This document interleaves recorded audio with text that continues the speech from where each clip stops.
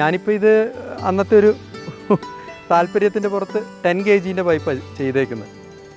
എന്തായാലും കാറ്റ് പിടിച്ചാൽ പോലും അനങ്ങാൻ പാടില്ല എന്നുള്ള ആഗ്രഹത്തിൻ്റെ ഉള്ളു. നമ്മൾ ഉള്ളിൽ കോൺക്രീറ്റ് ചെയ്യുകയൊന്നും വേണ്ട.